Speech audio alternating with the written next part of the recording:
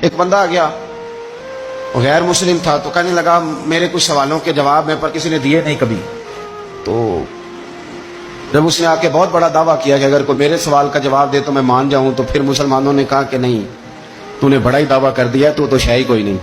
وہاں تو بڑے بڑے مان گئے. تو ہمارے ساتھ حضرت مولا علی شیر خدا کے پاس لے گئے، تو اس نے بڑے بڑے مشکل سوال کیے. پہلی بات وہ کہنے لگا آپ مجھے دو ایسے دوست بتائیں جن میں کبھی لڑائی نہیں ہوئی. تو حضرت علی کہنے لگے تو بڑے دعوے کر رہا تھا کہ میں بڑے لمبے سوال پوچھوں گا. وہ دو دوست جن میں کبھی لڑائی نہیں ہوئی وہ جسم اور روح ہیں بھی کٹھے ساتھ رہتے، دوست بھی ہیں، پر کبھی آپس میں لڑائی، بڑے بڑے گناہ کرتا ہے جسم پر، روح ناراض نہیں ہوتی، وہ ساتھ ہی رہتی ہے.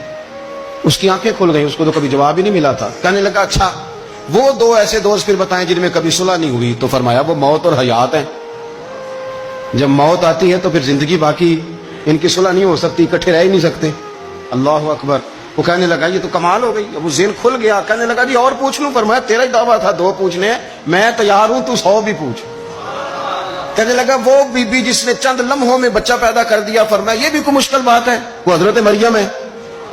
1 منٹ میں حاملہ ہوئی تھی، اگلے منٹ میں اللہ تعالیٰ نے انہیں تھوڑی سی تکلیف سے گزارا، اور اگلے منٹ میں حضرت عیسیٰ پیدا ہو گئے. تو مشکل بات ہے. کہنے لگا جی وہ دو چیزیں جو حرکت نہیں کرتی، فرمایا یار جلدی پوچھ، ٹائم نہ ضائع کر، جلدی پوچھ. وہ دو چیزیں جو حرکت نہیں کرتی وہ زمین آسمان ہے. اس نے کہا وہ دو چیزیں جو ٹھہرتی نہیں، فرمایا وہ سورج اور چاند ہے جو حرکت ہی کرتے رہتے. کہنے لگے اچھا وہ بتائیں جی جو کھا تو بڑا کچھ کیا پر پیا اس نے کچھ بھی نہیں. تو حضرت علی فرمانے لگے وہ حضرت موسیٰ علیہ السلام کا عصا ہے، جادوگروں کے سانپ سارے ہی کھا گیا پر پانی کا گھونٹ بھی نہیں پیا. حد ہو گئی. وہ شخص کہتا ہے علی کے جواب نے، مولا علی شیر خدا کے جوابات نے میرے اندر ہجان پیدا کر دیا. میں نے فوراً کہا بتائیں وہ شخص جو کوئی شے نہیں.